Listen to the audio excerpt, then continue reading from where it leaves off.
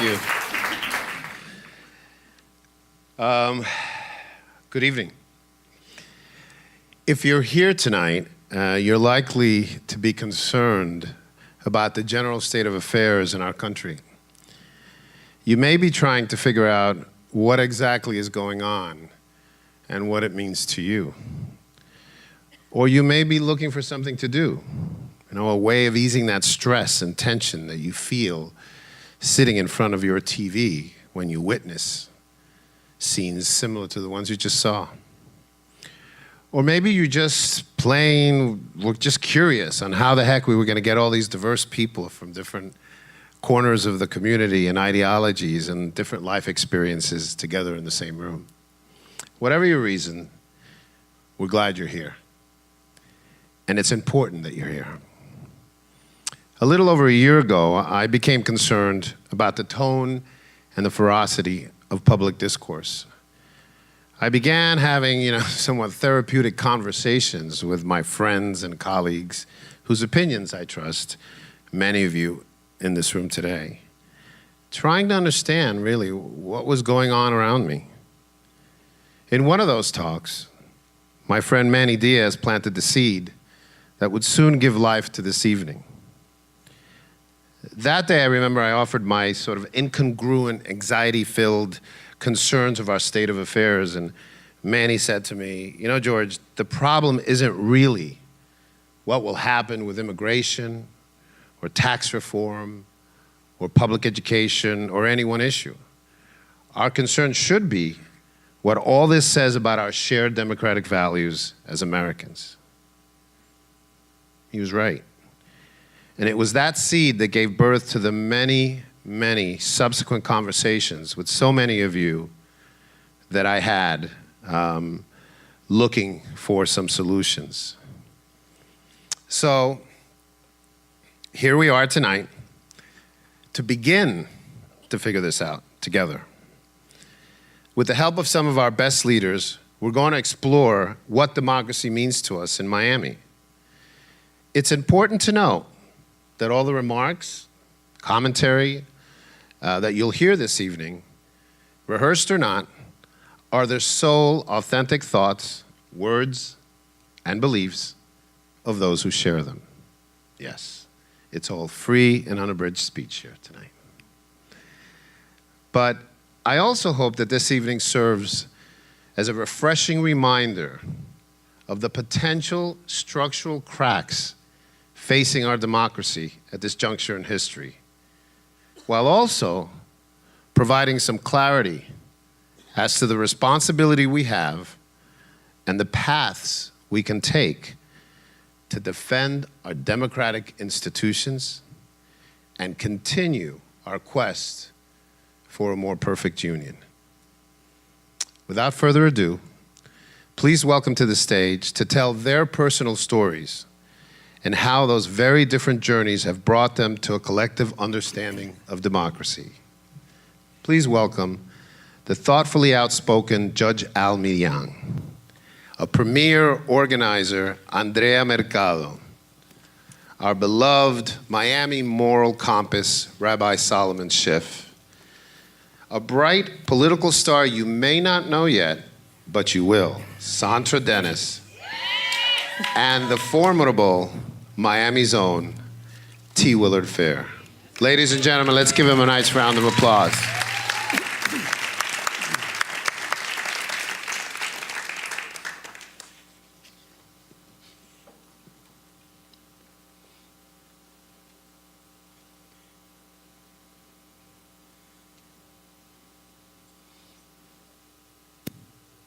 Democracy lives in me.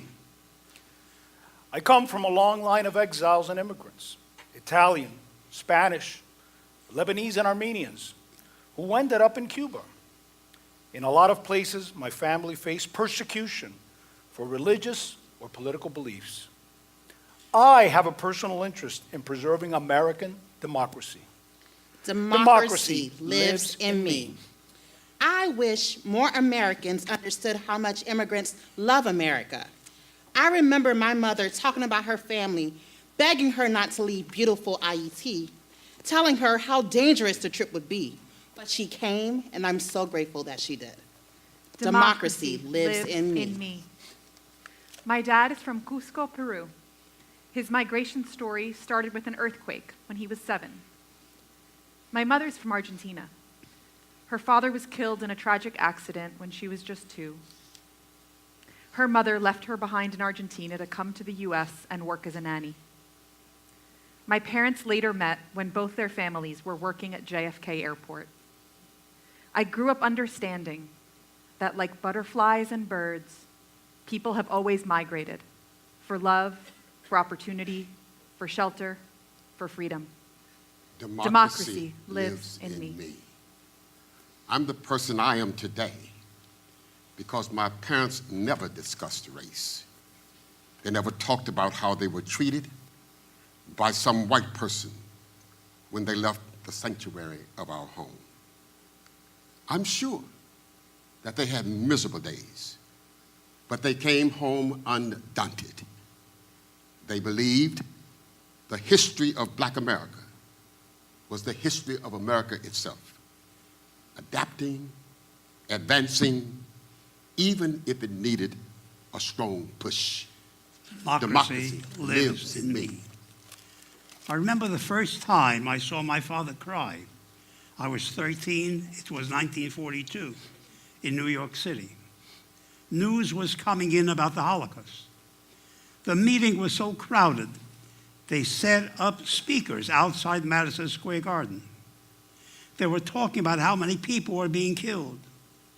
My father said, "They're talking about our family. The Jewish people are being destroyed." I told him, "Papa, don't worry. When I grow up, I'll become a rabbi and take their place." I kept my promise. Democracy lives in me. My family moved from New York to South Florida right after Hurricane Andrew. It was a real shift.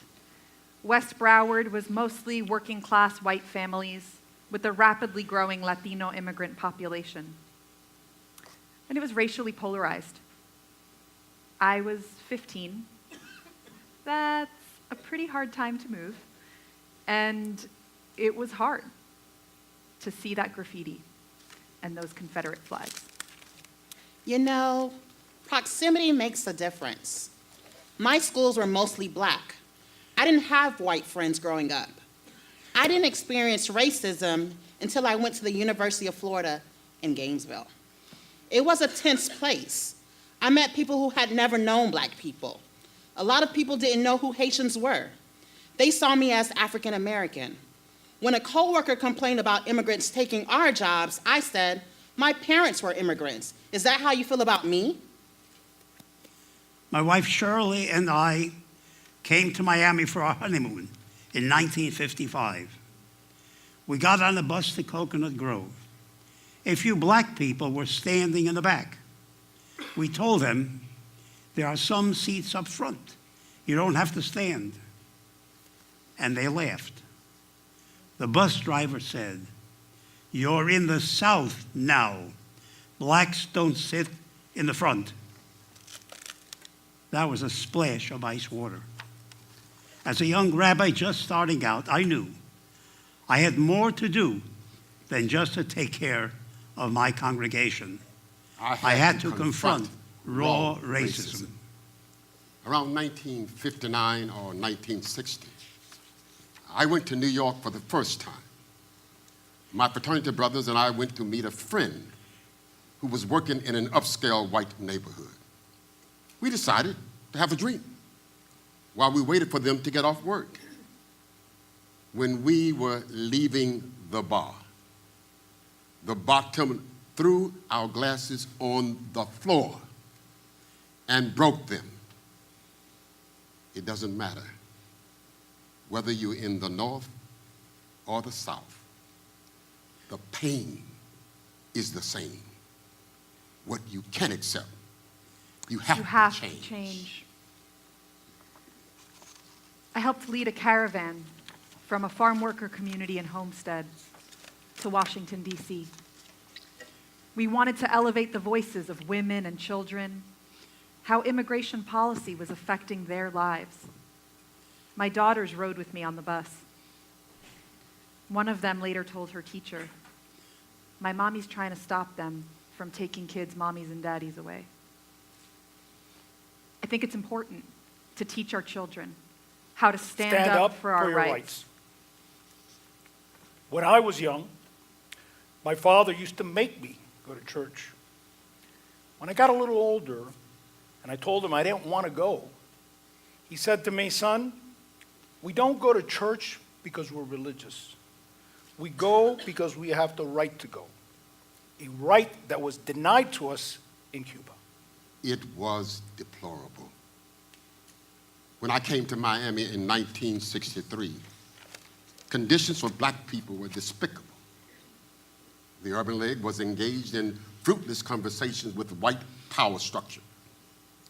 I changed that. I was aggressive, but I also learned patience from Martin Luther King. He told me, "We're trying to change people's hearts. It's about everyone being free, to be fully human. I believe in social programs.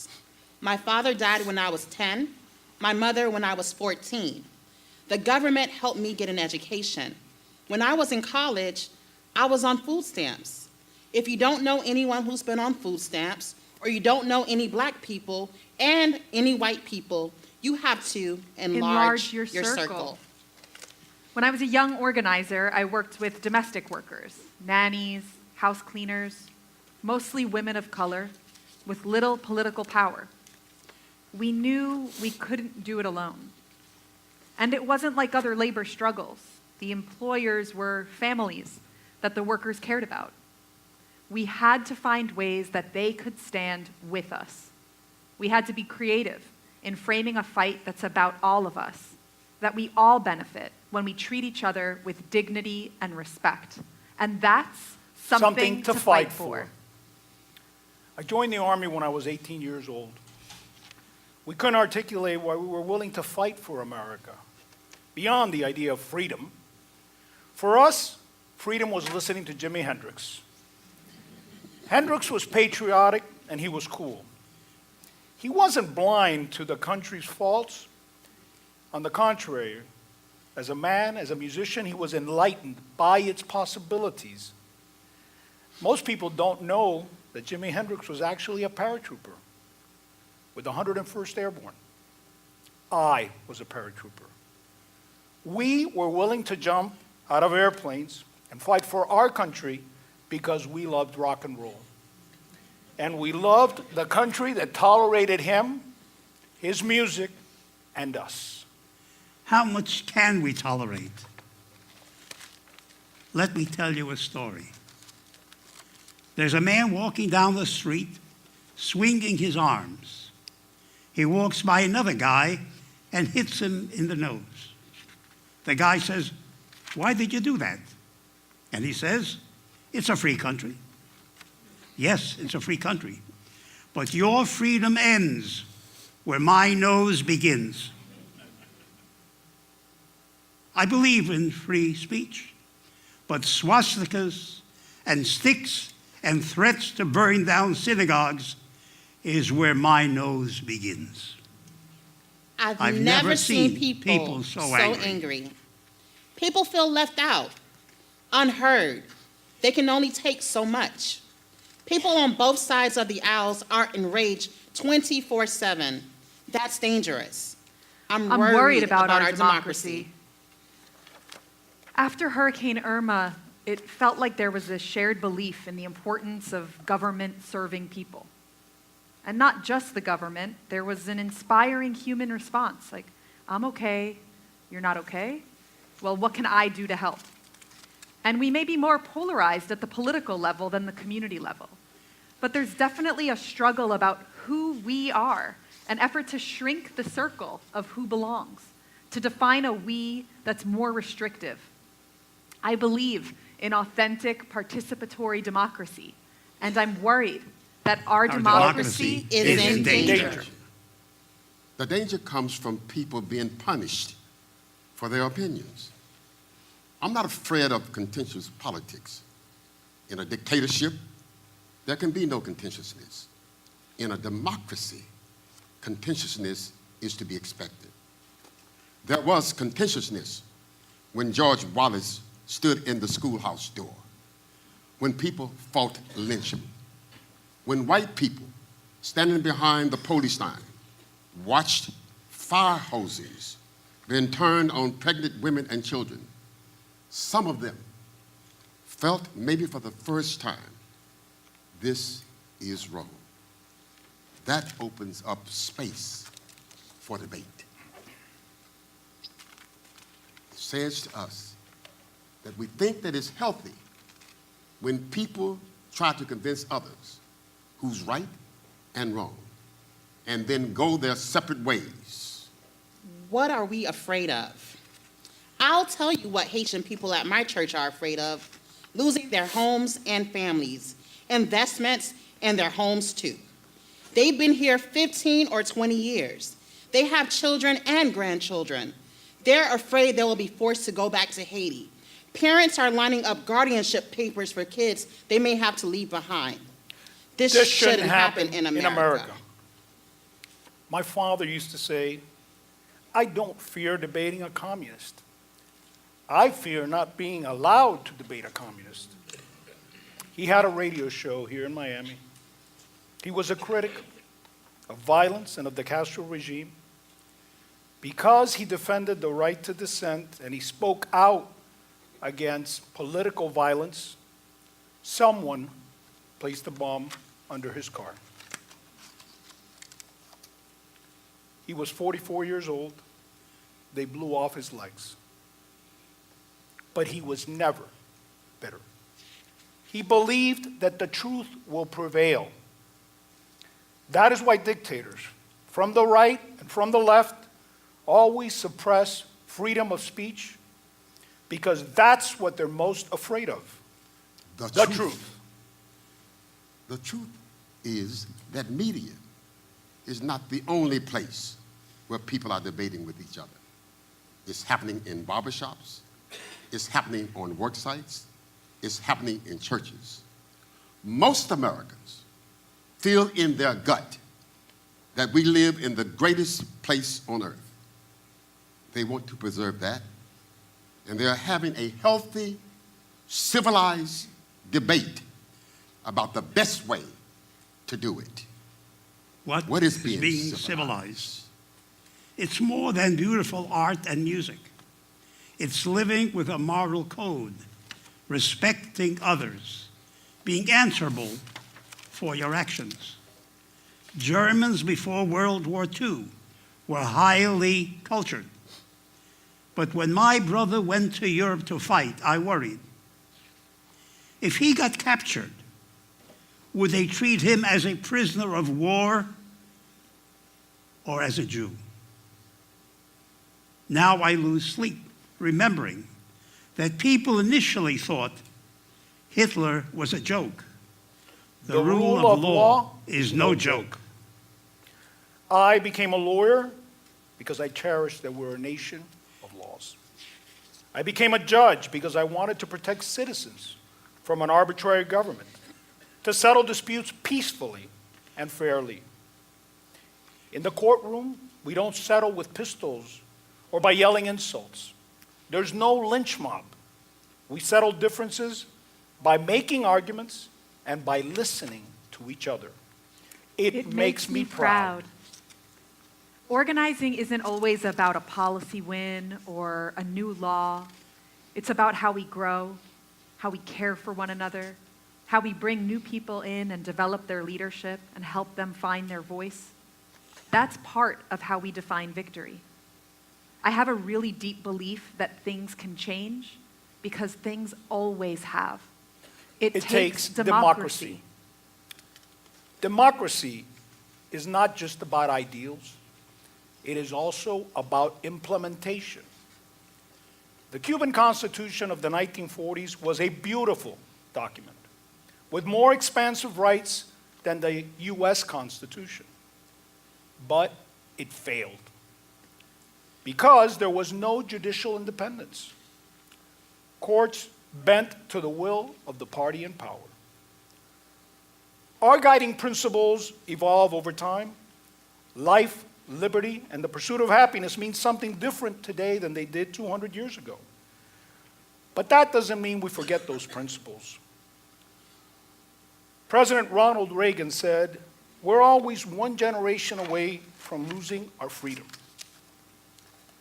When I hear students and see them talk about sacrificing someone else's freedom of speech, I want to ask them, don't you know that someday your views will be in the minority and your freedom will then be crushed?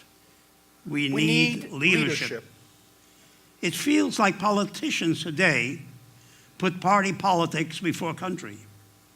Our leaders should be an example to the world of our best values. Right now, we don't have enough of that, but I have faith. I have faith in my generation. Millennials aren't afraid of change. We're open to other cultures, but a lot of young people don't understand how much we could lose if we don't get involved. We're either at the table or on the menu. I'm 33, with lots of years ahead of me. Millennials, we have work to do. I'm about getting things done. Now, I love Jeb Bush, but when I started running around with him, people said, oh, he must be a Republican. I don't pick people based on their party affiliation. I want conversations that lead to actions, that lead to solutions. Political correctness won't change hearts and minds. You have to be honest. We live in a place filled with people with so many stories and cultures, and there are real challenges in how Black and Latino and white communities relate to each other. How do we forge more expansive identities? How do we create a cultural shift so more people see themselves as part of the project of moving toward the aspirational goal, the promise of equity and genuine democracy? I'm an optimist. I believe there are ways to hold our integrity and principles and at the same time see the humanity in people that we vehemently disagree with, to see if there are solutions that we find together. I have hope. I have hope that we can do away with the philosophy of us and them. I want America to be a place where everyone has a seat at the table. I am a me, and you are a me, and everybody else is a me. If every me believes he or she has a responsibility to keep democracy in America strong, there's no question we're going to survive. I'm skeptical of promises. I don't trust politicians or bureaucracies or unions to bring opportunity to our communities. Democracy is about using our freedom to build ourselves and our communities. We're free now. Nothing stops us but us. Miami is a lab for what America is going to look like. If Miami can come together, different people, different politics, and have fruitful conversations and accomplish something together, people in other cities could think, I could make that happen here. Because I remember my father, democracy lives in me. Because I remember my parents, democracy lives in me. Because I remember my Haitian roots, democracy lives in me. Because I remember that change happens, democracy lives in me. Because I remember the Holocaust, democracy lives in me. Because I care about opportunity, democracy lives in me. Because I care about community, democracy lives in me. Because I care about disenfranchised people, democracy lives in me. Because I care about immigrants, democracy lives in me. Because I care about the rule of law, democracy lives in me. Democracy lives in me. Democracy lives in me. Democracy lives in you.